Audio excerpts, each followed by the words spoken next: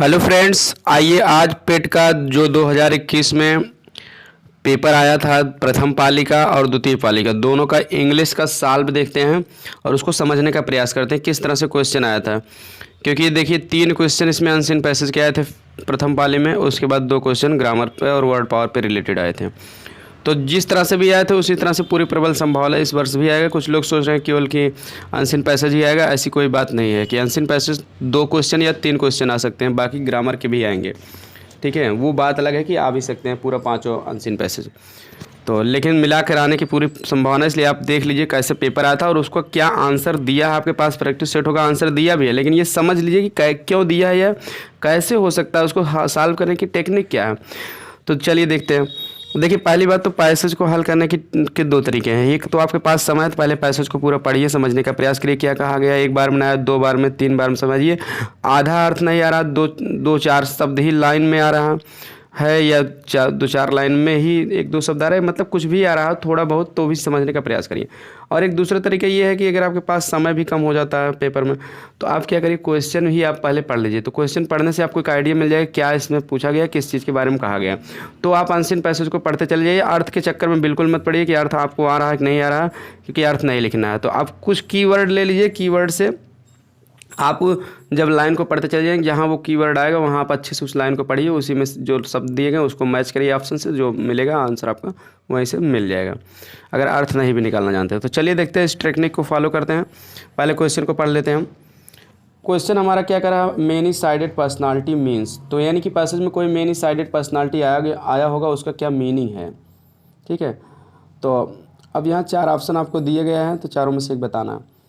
ठीक है, तो बहुत लोग ऑप्शन सोच रहे होंगे ऑप्शन रटने से कुछ नहीं होगा, तो यहाँ दे दिया कैपेबल पर्सन, जबकि कुछ नहीं होता, ये गलत है। इसमें आपके पास और प्रैक्टिस सेट होगी या कुछ लोगों के पास होगी तो उसमें देखेंगे तो ये नहीं दिया गया है। उसमें आपको मिल जाएगा कि a person having varied interest, एक ऐसा व्यक्ति जिसके पास वैरिड माने विभिन्न प्रकार की, इंटरेस्ट माने रुचि होती है, उसको कहते हैं मेनी साइडेड पर्सनालिटी। मतलब कोई वर्सटाइल जीनियस होता है, मतलब बहुमुखी प्रतिभा का धनी होता है, मतलब उसके पास कई क्वालिटी होती है, कई चीज़ों को जानता है। जैसे कोई मैथ का ज्ञान है तो इंग्लिश भी जानता है, वो साइंस भी जानता है, कई चीज़ों को जानता है। ठीक है, और संगीतज्ञ है तो गाना भी जानता है, तो डांसिंग भी जानता है, वो लेखन का भी काम कर लेता है, कविता भी लिख लेता है, नाटक भी लिख लेता है, तो उसको हम कहते हैं मेनी साइडेड पर्सनालिटी। तो मेनी साइडेड पर्सनालिटी आप देखेंगे यहाँ। ठीक है, तो आपको मिलेगा इस वाक्य में सेम टू सेम, इसका अर्थ नहीं दिया है, केवल दे दिया है कि Nehru had many sided personality. Nehru के पास कई तरह की क्या थी, पर्सनालिटी थी। यहाँ देखिए दिया ना, Nehru was a many sided personality. तो ये अंडरस्टैंडिंग पे आधारित क्वेश्चन होते हैं। कंप्रहेंशन का मतलब होता है बोध या कंप्रहेंड से बना है, कंप्रहेंशन समझना या बोध ग्रहण करना, अर्थ ग्रहण करना। तो Nehru was a many sided person, Nehru के पास कई तरफ के व्यक्तित्व था, मतलब वो मतलब विभिन्न प्रकार के गुण रखने वाले थे वो। जैसे क्योंकि आगे दिया गया ना, he enjoyed reading, writing and so much enjoyed fighting, political and social evils are resisting. ठीक है, नहीं इस तमाम सब चीज़ें क्वालिटी उनके अंदर आ रही हैं, तो इसलिए इनको कहा गया मेनी साइडेड पर्सनालिटी। तो इसमें ऑप्शन आपका सी हो जाएगा, डी नहीं होगा, इतना ध्यान देना, इसमें गलत दिया गया है जिस सेट से मैं कर रहा हूँ। और भी कुछ में देखें तो उसमें सी ही दिया गया है और वही उसका सही आंसर है। पंडित नेहरू इंजॉयड, पंडित नेहरू ने आनंद लिया था, किसका आनंद लिया था, आप पैसेज में पढ़ेंगे तो पता चलेगा। और which of the following statement respect of Nehru's point of view, Nehru का पॉइंट ऑफ व्यू, ये देखिए यहाँ इसमें कीवर्ड है, पूछा जा रहा है।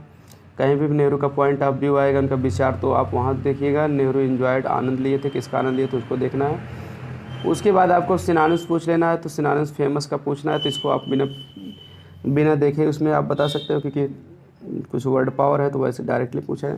फेमस माने प्रसिद्ध होता है, तो ट्रांसपेरेंट माने पारदर्शी होता है, तो इसका एंटोनिम्स पूछ लिया। तो सिनोनिम्स और एंटोनिम्स एक एक नंबर के आते हैं। चलिए देख लेते हैं पूरा हम एक साइड से, अब हल करने का प्रयास करते हैं। तो मेनी साइडेड पर्सनालिटी शुरुआत में नेहरू लिया है, कई तरह की पर्सनालिटी थी, तो हो गए a person having varied interest, एक ऐसा व्यक्ति जिसके पास वैरिड माने विभिन्न प्रकार के इंटरेस्ट माने रुचि हो, कई चीज़ों में रुचि हो, उसको हम मेनी साइडेड पर्सनालिटी कहते हैं। तो ऑप्शन आपका सी सही हो जाएगा। दूसरा देखते हैं, नेहरू इंजॉयड, नेहरू ने आनंद लिया था।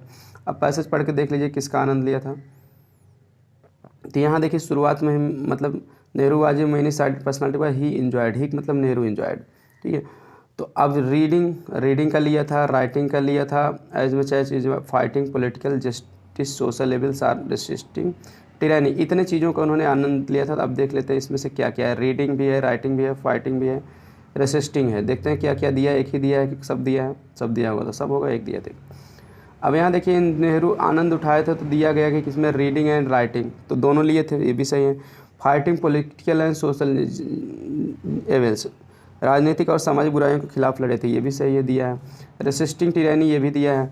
तो इस तरह से देखिए जब तीनों दिया है तो doing all these and much more, यानी इन सभी को कर रहे थे वो, मच मोर माने और भी अधिक, बहुत कुछ किए थे वो। भाई भारत के प्रथम प्रधानमंत्री थे तो बहुत कुछ किए थे। तो यहाँ देख ले रहे हैं पूरा आ रहा है, ठीक है, क्या आ रहा है पूरा, reading, writing, fighting, political and social क्या, और रेसिस्टिंग टिरानी, टिरानी तक देखिए इसमें पूरा चारों दिया है, तीनों ऑप्शन में पूरा दिया है। तो इसका मतलब इस चौथा वाला सही हो जाएगा, doing all these and much more. तो और ये प्लस भी दिया भी नहीं है, तो तीनों दिया है सेम टू सेम, तो डी वाला ऑप्शन आपका 100% सही हो जाएगा। इस तरह से आप ट्रिक जानिए, परीक्षा रणनीति से पास की जाती है, केवल रटने से और बहुत ज़्यादा पढ़ने से ही निराल परीक्षा नहीं पास की जाती है। तो कुछ स्ट्रैटेजी भी होनी चाहिए सॉल्व करने की। कितना आप एक घंटा पेपर में आपका कितना माइंड काम करेगा वो मायने रखता है, कि रोज़ कितना अभी आप पढ़ के विद्वान बनिए, उससे कोई ख़ास मतलब नहीं रखता। तो उसके साथ साथ एक घंटा आप कैसे हल करेंगे, पेपर की टेक्निक क्या है आपकी हल करने की, वो भी महत्वपूर्ण है। नहीं तो कहेंगे आते हुए भी मैं छोड़ दिया था, मेरे पास समय कम बच गया, कब पड़ गया। Which are the following statements reflects, निम्नलिखित में से कौन सा कथन प्रदर्शित करता है नेहरू के point of view. Point of view मतलब वो कैसे आदमी थे, ये कौन सा कथन व्यक्त करता है, तो आप पढ़ेंगे तो पता चलेगा। Humanism is more important than science, दूसरा दिया है science is supreme and humanism is subordinate, science and humanism are equally important, there is no common ground between science and humanism. तो अब चलिए देखते हैं, ऑप्शन तो आपको मिल जाएगा सी, आप पढ़ेंगे तो, लेकिन कैसे मिलेगा, क्यों मिलेगा, उसको भी जानना चाहिए। Science and humanities are equally important, option के अनुसार आपका आंसर मिल रहा है, लेकिन ये जानना कि क्यों ये मिल रहा है, हम कैसे हल करेंगे तो कैसे जानेंगे। Science and humanities are equally important, ये कह रहे हैं कि विज्ञान और मानववाद बराबर ढंग से महत्वपूर्ण है नेहरू के पॉइंट ऑफ व्यू में। देखते हैं इसमें दिया गया है महत्वपूर्ण है कि नहीं। तो अब इसको जब आप पढ़ते चले जाएंगे, देखिए अर्थ से खास मतलब नहीं आ रहा तो टेंशन नहीं ले। इन हिम साइंटिस्ट, देखिए इसमें दिया in him scientist and humanist were held in perfect balance, यहीं से आपको मतलब दिया गया। उनमें साइंटिस्ट माने वैज्ञानिक के एंड ह्यूमनिस्ट माने मानवतावादी के, were held in perfect balance, संपूर्ण रूप में जो है थे, गुण थे, विद्यमान थे, ठीक। तो अब देखिए यहाँ के साइंटिस्ट के और ह्यूमनिस्ट के दोनों के परफेक्ट बैलेंस माने संतुलन, पूरी तरह से संतुलन में थे। तो जब पूरी तरह से संतुलन में थे तो अब देखिए यहाँ क्या है, यही तो कहा गया है कि भाई science and humanism are equally important, मतलब विज्ञान का और मानववाद दोनों का बराबर महत्व है, क्योंकि भाई दोनों के उसमें बैलेंस में थे तो बराबर महत्व है, इसलिए सी ऑप्शन सही है। सिनोनिम्स बता देना, फेमस माने होता प्रसिद्ध, जिसकी बहुत ज़्यादा फेम हो उसे हम कहते हैं फेमस, अच्छे कार्यों के लिए जो प्रसिद्ध हो। तो उसके इसका सिनोनिम्स हो जाएगा पॉपुलर माने लोकप्रिय, फेमस का क्या होगा लोकप्रिय। एवफुल माने भयानक होता, पुअर माने गरीब होता, स्टडी माने लगातार होता, इसलिए ये तीनों हो नहीं सकते हैं, सी वाला ऑप्शन सही है। इस तरह से अगर आपको सही नहीं है तो गलत भी आपको निकाल देना ऑप्शन से, तो बचेगा, हो जाएगा। एंटोनिम्स बताना, ट्रांसपेरेंट माने होता पारदर्शी, ठीक है। अगर अर्थ आपको आ रहा है तो सिनोनिम्स एंटोनिम्स दोनों कर सकते हैं। तो अपारदर्शी का अंग्रेजी आप खोजना तो सी माने अपेक माने होता अपारदर्शी, अपारदर्शी मतलब जिससे कोई बाहर ना देख सके, जैसे जो टॉयलेट के लॉटरन के दरवाजे होते हैं वो अपारदर्शी होती है, अपेक होते हैं ताकि कोई बाहर से देखे, ठीक है। तो इस तरह से ऑब्वियस माने अस्पष्ट होता, देखिए दिया भी गया है, ठीक है। ट्रांसपेरेंट का अर्थ होता पारदर्शी, इसका सही एंटोनिम्स अपेक होगा जिसका अर्थ होता अपारदर्शी, ठीक है। लिम्पिड माने स्पष्ट होता, ऑब्वियस माने स्पष्ट होता, क्लियर माने स्पष्ट, ये तीनों जो है सिनोनिम्स हैं। अगर सिनोनिम्स में पूछ लेंगे तो आप सिनोनिम्स तो क्या अस्पष्ट की अंग्रेजी है, पारदर्शी की भी उतना स्पष्ट अंग्रेजी नहीं है सटीक, तो इसमें एंटोनिम से पूछा है तो आप लगा दीजिए, ठीक है। इन तीनों का क्योंकि अस्पष्ट मतलब होता है तो ना तो पारदर्शी होता ना अपारदर्शी। तो आई होप पहला सेट समझ में आ गया। चलिए दूसरा सेट भी हम देख लेते हैं, दूसरी पाली का भी देखिए, द्वितीय पाली में हुआ था उसी दिन, तो इसका इंग्लिश का पेपर हम देख लेते हैं। पहला देखिए आंसर पैसेज इसमें 41 से 43 इसमें भी दिया है, तो देख लीजिए कि इस तरह से आते हैं, 3 क्वेश्चन आपका आते हैं इससे और 2 वर्ड पावर से आते हैं। Read the following passage carefully and answer the corresponding question. निम्नलिखित पैसेज को सावधानीपूर्वक करो और उससे संबंधित प्रश्न का उत्तर दो। अब यहाँ देखिए पैसेज दिया है ना, आई climbed into the bed and rolled my self. तो चलिए पैसेज नहीं पढ़ने का समय, डायरेक्ट आंसर देखते हैं और टेक्निक जानते कैसे क्यों होगा वो answer. The author sat peering into the darkness. लेखक जो है अंधकार में बैठा हुआ, पियरिंग मैंने तो झांकना, इधर उधर झांकना, देख रेख, अंधकार में बैठा हुआ झांक रहा था। क्या हुआ, अंधकार में बैठा हुआ झांक रहा था, इसको आपको पता लगाना। तो आप पढ़ते चले जाइएगा, जहाँ पियरिंग ठीक है इनटू डार्कनेस आएगा वहीं आप ध्यान से पढ़ना, बाकी मत पढ़ना। The author jumped out of the bed. लेखक बेड बिस्तर से कूदा था क्योंकि, तो आप जहाँ जम्प्ड आउट ऑफ बेड आएगा वहाँ अच्छे से पढ़ना, क्या कारण उसको पता चल जाएगा। Which of the following did author do first. निम्नलिखित में से कौन सा काम ऑथर यानी लेखक ने पहले किया था। तो ये 3 है और उसके बाद तो सिनोनिम्स है, एंटोनिम्स है, ये तो अलग क्वेश्चन है, तो इसको हम बाद में देख लेंगे। पहले तीनों का हम प्रश्न छांटेंगे। कौन सा काम पहले किया था, ठीक है, क्यों कूदा था और क्यों झांक रहा था अंधकार में। तो ये 3 चीज़ का आंसर आपको खोजना है, तो पढ़ते चले जाइए। देखिए, I climbed into the bed and rolled myself in my blanket, ठीक है। First extinguish the light that burned stilly near the, I lay still trying to get sleep my, ठीक है, माई फियर, ठीक है, that impossible soon I set up in the bed peering into the darkness. अब देखिए peering into the darkness आ गया, पहले question का आंसर आपको यहाँ मिल जा रहा, ठीक है। मतलब यहाँ आप अच्छे से पढ़िए, कह रहे हैं कि पियरिंग इनटू द डार्कनेस, तो इसके यहाँ कह रहे हैं कि पैराग्राफ शुरू से आप पढ़ लीजिए। आई क्लाइम्ड इनटू द बेड, मैं बिस्तर पर, क्लाइम्ब माने चढ़ा, and rolled myself in my blankets, और अपने आप को ब्लैंकेट्स में लपेट लिया। देखिए एक क्वेश्चन इसमें और भी क्या किया था वो पहले, तो देखिए भले तीसरे नंबर पर, उससे नहीं मतलब है। Which of the following did the author do first, कौन सा काम पहले किया था। तो शुरुआत में ही देखेंगे कौन सा काम पहले किया था, तो बता दिए शुरुआत में ही पैसेज आया है, मैं पहले क्लाइम्ड किया था, क्लाइम्ड माने चढ़ा था। आई climbed into the bed and rolled my self into the, पहले ठीक है मैं चढ़ा और अपने आप को बिस्तर में लपेटा, फिर फर्स्ट एक्सटिंग्विश द लाइट, उसके बाद में पहला काम लाइट बुझाया एंड बर्न्ड स्टिलली।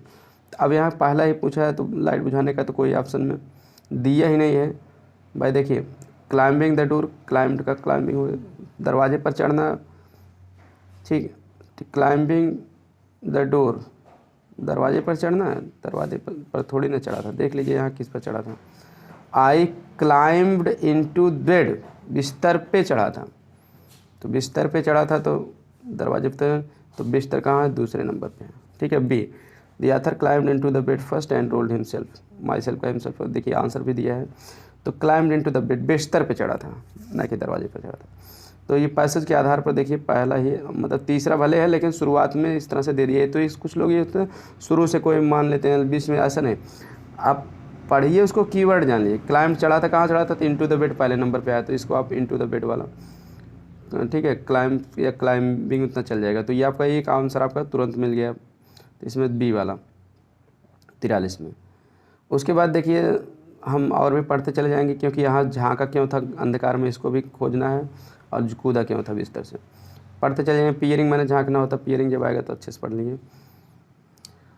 अब यहाँ देखिए myself extinguish that burned still near the, I lay still, मैं शांत लेटा हुआ था, मतलब चढ़ने के बाद बिस्तर पर, टू गेट स्लीप, सोने के लिए मैं शांत लेटा हुआ था, बट माई फियर मेड, लेकिन मेरा भय, मेड माने बन गया, उत्पन्न हो गया, दैट इम्पॉसिबल, ठीक है, उस जो कि असंभव था, एंड सून, ठीक है, उस असंभव चीज़ के बारे में मुझे डरने लगने लगा, एंड सून एज, और जल्द ही आई सेट अप इन बेड, मैं बिस्तर पर बैठ गया, पियरिंग इनटू द डार्कनेस, अंधकार में मैं झांक रहा था। देखिए आंसर मिल गया ना, ये मतलब शांत होकर लेटे हुए थे स्लीप के लिए, बट माई फियर मेड, मतलब लेकिन इनके अंदर भय उत्पन्न हो गया था, ठीक है। तो फिर कह रहे हैं कि इसलिए मुझे असंभव लगने लगा, और जल्द ही मैं बिस्तर से पियरिंग इनटू द डार्कनेस, अंधकार में झांकने लगा था। क्यों झांक रहे थे, तो इसका कारण ऊपर बताया गया कि you were trying to get sleep but my fear, मतलब डर, सोने का तो प्रयास करें लेकिन मुझे डरने लगने लगा, तो नहीं डर के मारा कर रहे थे। तो देखते हैं डर से रिलेटेड इसमें क्या है, ठीक है। पहले में इसमें पहला दिया he had put out the light, light बुझाया, ऐसा कुछ नहीं है, इसके नाते नहीं वो झांक रहे थे। He wish to see the window, खिड़की नहीं देखना चाहते थे। The window had looked like a pilot, pilot की तरह विंडो दिखती थी, अभी नहीं है। ही वाज अफ्रेड, अफ्रेड माने होता है डरना, तो अफ्रेड माने डरना, फियर माने भी डरना, तो इसका सिनोनिम्स अफ्रेड दे दिया, वह डरा हुआ था। तो सीधी सी बात है, डी वाला ऑप्शन सही होगा। The author side fearing into the darkness due to his fear, अपने डर के मारे जो है वो झांक रहा था। तो यहाँ देखिए दिया भी गया था ना, तो fear but my fear made, भय और अफ्रेड माने भी डरना एक ही चीज़ है। चलिए आपका हाँ, तो 41 हो गया, 43 हो गया, बी वाला बचा है अभी। He author jumped out of bed because, क्यों बिस्तर से वो कूदा था, ठीक है। तो यहाँ आपके पास 4 ऑप्शन है, देख लेते हैं, 4 ऑप्शन भी पे देख सकते हो, पहले पढ़ ही लेते हैं। बिस्तर पर जहाँ कूदेगा वहीं हम अच्छे से पढ़ेंगे, तब फिर यहाँ देखेंगे। I lay trying to get my fear my wind, I set wind to the bed fearing, तो जाकर for an hour I must have sight like this and then I was suddenly roused by a draught of cold air. अब यहाँ देखिए ना, I jumped out of bed, I jumped out of bed आ गया। देखिए मैं बिस्तर से कूदा, क्यों, कोई कारण रहा होगा तो कारण वहाँ पूछ रहा है क्यों कूदा था, तो कारण पूछेगा तो इसके ऊपर आपको मिलेगा। कह रहा है कि 1 घंटे तक, क्योंकि आगे तो 1 घंटे तक मैं I have sight like this, इसी तरह से बैठा हुआ था, and then I was suddenly roused, फिर मैं अचानक जाग गया by draught of cold air, ठंडी हवा के झोंके के द्वारा। ठीक है, ड्राट माने वैसे सूखा होता है, ठंडी हवा के सूखे के द्वारा मतलब ठंडी हवा का झोंका जो मेरे चेहरे से होकर गई, ठंडी हवा उसी कहते हैं ड्राट ऑफ कोल्ड एयर। ठंडी हवा के झोंके द्वारा मैं राउंड में जगा दिया गया, मतलब जाग गया। आई जम्प्ड आउट ऑफ बेड, फिर मैं बिस्तर से कूद गया। बिस्तर पर कूदने का क्या कारण है यहाँ देखिए, ठंडी हवा का झोंका इनके चेहरे से होकर गुजरा और इसीलिए वो जाग गए। Not having allowed for the motion of the ship, ना कि जहाज़ के मोशन को अलाउ किया। आई वॉज इंटेंटली डाउन पॉइंटलेंटली अक्रॉस द रूम, तो अब यहाँ देख लेते हैं हवा का झोंका है कि शिप है, क्या क्या क्या है, किसके कारण जागे हैं, तो अब आप पता चल जाएगा, हवा के झोंके द्वारा ही जागे हैं। तो उसके लिए क्या अप्रोप्रिएट आंसर दिया गया, देखिए बिस्तर से क्यों कूदे हैं, तो भाई हवा का झोंका है, जाग गए इसलिए कूद गए। तो अब यहाँ क्या दिया है ऑप्शन में, ही हर्ड ए फेंट साउंड, कमज़ोर आवाज़ सुने, तो ऐसा कुछ नहीं है। और हवा का झोंका भाई इनके चेहरे से, ही समवन कमिंग टुवर्ड्स, किसी को आते हुए नहीं देखिए। Cold bridge blue past his face, एक ठंडी हवा, कोल्ड देखिए एयर है ना, एयर माने हवा होता है, तो ब्रीज माने भी हवा होता है, तो इस तरह से ब्रीज माने हवा, ब्लू माने बही, बहना भी होता है, पास्ट माने से होकर भी होता है, हिज फेस माने चेहरा, एक ठंडी हवा उनके चेहरे से होकर बही, तो ठंडी हवा का झोंका आया या ठंडी हवा। तो ये आपका सी ऑप्शन सही है। चौथा भी दिया, ही वाज पुश्ड बाय समन, किसी द्वारा ढकेल दिया गया था, अभी ऐसा भी कुछ नहीं है कि ढकेल दिया इसलिए कूद गया। तो ऑप्शन आपका सी सही है। अगर आपको ना समझ में आया कि हाँ सी क्यों सही, सी सही है कि नहीं है, तो आप ये सोच लिए कौन नहीं हो सकता, कौन कौन नहीं किया, तो जो जो नहीं हो सकता उसे हटा दीजिए, एलिमिनेशन मेथड से हल कर दीजिए, तो जो बचेगा वही हो जाएगा। तो 43 नंबर का, तो लेखक कौन सा काम पहले किया था, तो क्लोज्ड द डोर, दरवाज़ा बंद किया था, तो क्लोजिंग द डोर, इसलिए इसका आई फॉर्म में दिए, तो आई फॉर्म में लगा दीजिए। सॉरी क्लोजिंग नहीं, क्लोजिंग दरवाज़ा तो नहीं बंद किया था, पहले क्लाइम्ड द बेड, बिस्तर पर चढ़ा था फिर दरवाज़ा बंद किया था उसके बाद, तो बिस्तर पर चढ़ने वाला बी वाला ऑप्शन सही है आपका। ठीक है, तो शुरुआत में ही आपको बता दिए थे, तो शुरुआत में देखिए यहाँ क्लाइम्ड इनटू द बेड, बिस्तर पर चढ़ा था एंड, तो उसके बाद सब कुछ किया था। तो अब देखिए आपका 44 नंबर का जो क्वेश्चन दिया गया है, synonyms of the following word. Pride माने क्या होता है, घमंड, अभिमान होता है, स्वाभिमान होता है। ठीक है, तो प्राइड माने अभिमान होता है, तो ह्यूमर माने तो हास्य होता, तो हो नहीं सकता है, सिनोनिम्स पूछा क्योंकि। हेट माने नफरत करना, तो ये भी अभिमान नहीं होता। कॉवर्डिस माने कायरता, ये भी नहीं हो सकता। तो बचा क्या, डिग्निटी, डिग्निटी माने होता है प्रतिष्ठा, तो प्रतिष्ठा होना, सम्मान होना, अभिमान होना, जिसकी प्रतिष्ठा रहेगी वो अभिमान करेगा उस पर, प्रतिष्ठा पर, ठीक है, उसका मान होगा। आगे एंटोनिम्स पूछा है, give the antonyms of the word fall. कीन, कीन माने क्या होता है, कीन माने होता है इच्छुक या तीक्ष्ण, तेज, ये सभी इसके अर्थ होते हैं। तो डल माने क्या होता है, डल माने तो होता है मतलब जो इच्छुक ना हो, ठीक है, नीरस हो, ठीक है। और तो तेज मतलब कीन माने क्या होता है, तेज, जैसे तेज बुद्धिमान का लड़का है तो तीक्ष्ण माइंड है, कीन माइंड है। अब डल माने क्या, नीरस या मूर्ख, तो ये डल इसका बिल्कुल एंटोनिम्स है। अलर्ट माने वहीं सावधान होता है, तो ये इसका कोई मतलब ही नहीं है। हम्बल माने विनम्र, तो ये भी नहीं हो सकता है। ईगर माने इच्छुक, ये भी नहीं हो सकता है, क्योंकि पूछा क्या है, अगर कीन का हाँ सिनोनिम्स पूछा होता तो ईगर हो सकता था, एंटोनिम्स पूछा डल हो जाएगा। 100% वाला सही है। तो आई होप समझ में आ गया होगा, आप पिछले पेपर से परिचित हो गए होंगे, आप इनको जरूर जो है समझ लीजिए किस तरह के क्वेश्चन आते हैं। इसके अलावा आप प्लेलिस्ट में चले जाइए, पेट की प्लेलिस्ट में आप पूरा देख लीजिए, कितना मैं पूरा 2 प्रकाशन की किताब को मैं सॉल्व किया हूँ और वहाँ सारे ट्रिक के साथ शुरुआत से ही बताया हूँ कैसे हल किया जाएगा। आप ज़रूर देख लीजिएगा, आपका एक भी नंबर नहीं कटेगा। इस टेक्निक से आप हल करेंगे, सही आ रहा हो तो ठीक है, नहीं तो एलिमिनेट कर दीजिए, ऑप्शन से हटा दीजिए, गलत को बचेगा जो आपका हो जाएगा। इसी तरह से मैं एग्ज़ाम को दिया था, मैं सक्सेस हो गया। तो कोई भी एग्ज़ाम आप इंग्लिश में देंगे तो इसी तरह से सॉल्व किया जाता है। मिलते हैं नेक्स्ट वीडियो में, एक और वीडियो आपको बना देंगे, बस उसके बाद जो है आप पेपर दे के चले आएंगे। पेपर जब सॉल्व हो जाएगा तुरंत मैं इसका आंसर की भी अपलोड कर दूंगा, इसलिए आप ज़रूर देख लीजिएगा। Thanks for watching video.